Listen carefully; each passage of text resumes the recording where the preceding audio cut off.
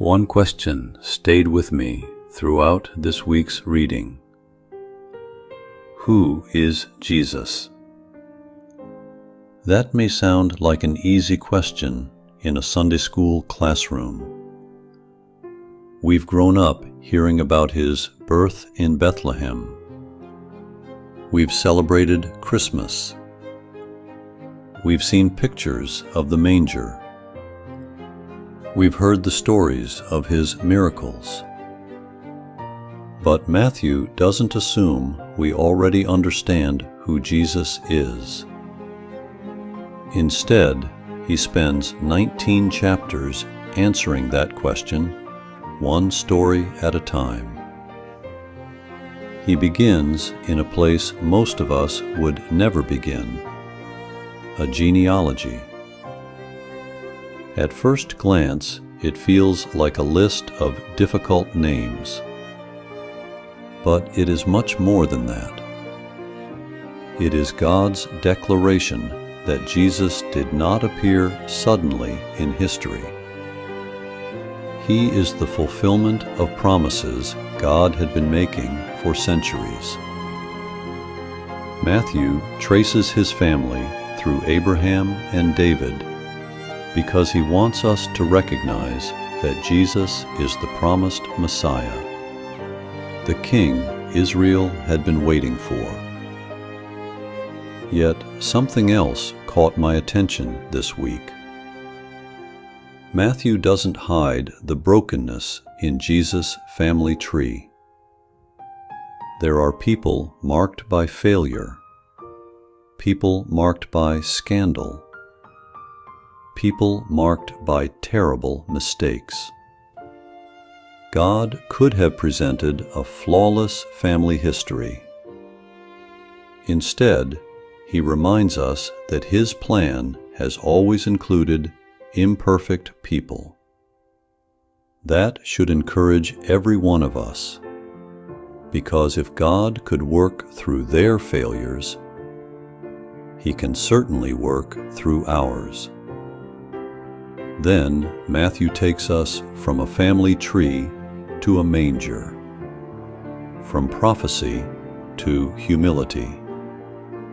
The King of Kings entered the world not in a palace, but in the ordinary circumstances of human life. The one who spoke the universe into existence allowed himself to become dependent upon a young mother. The Creator stepped into his own creation. Soon afterward, we find Jesus standing in the Jordan River. He doesn't need baptism because of sin. He enters those waters to identify with those he came to save. Then, before his ministry even begins, he faces temptation in the wilderness. I found that especially comforting this week. Sometimes we imagine that following God should remove temptation from our lives. Jesus shows us the opposite. The battle often comes before the ministry. The difference is not that Jesus avoided temptation. The difference is that he trusted the Father's word more than Satan's lies. That same choice confronts us every day. Will we believe what the world says or what God has already spoken?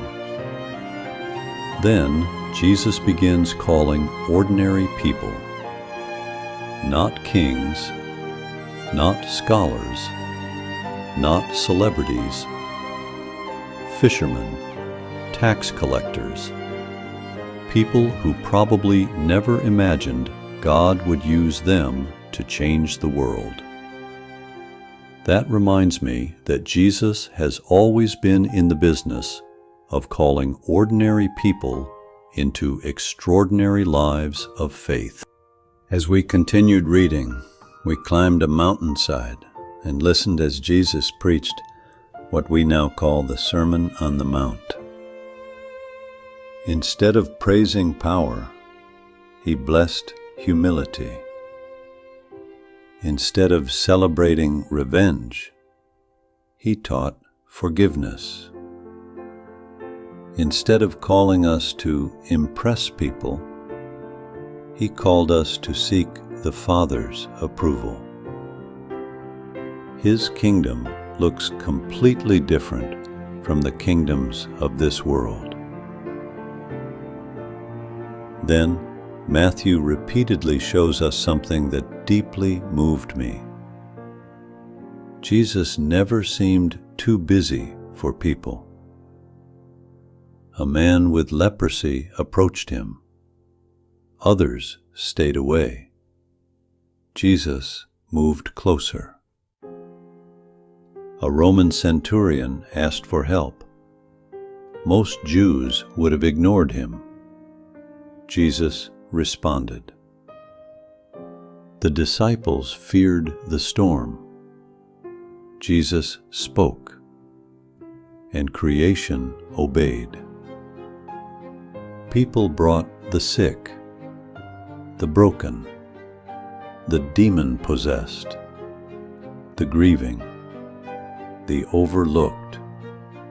And over, Matthew tells us that Jesus had compassion. That word stayed with me this week. Compassion. Power alone can make people afraid. Kindness without power cannot solve our deepest problems. Jesus possesses both. He has authority over disease, authority over demons, authority over nature, authority over sin, authority over death. Yet he always exercises that authority with perfect compassion. As I thought about everything we read this week, I realized Matthew isn't simply asking us whether we admire Jesus. He's asking something much more personal. Who do you believe he is? That question reaches its climax when Jesus asks his own disciples, "Who do you say I am?" Peter answers, "You are the Messiah, the Son of the living God." That confession changes everything. Because Christianity does not begin by admiring Christ, it begins by recognizing him. If Jesus is only a great teacher, we may listen when it's convenient. If he is only a miracle worker, we'll seek him only when life falls apart. If he is only an inspiring example, we'll try harder to imitate him. But if he truly is the Messiah, the Son of the living God, then every part of our lives belongs to him. Perhaps that is why Matthew concludes this portion of his gospel with the Transfiguration. For a brief moment, Peter, James, and John saw what had been true all along. The one walking beside them was far more than a teacher, far more than a prophet. He was God's beloved Son. That is the Jesus we have been discovering throughout this first week. The promised King, the compassionate Savior, the one with authority over every power we fear, the one who still calls ordinary people to follow him. As we begin this 6-week journey together, my prayer is not simply that we learn more facts about Jesus. My prayer is that each of us answers his question personally. Who do you say he is? Because how we answer that question will shape every other part of our lives.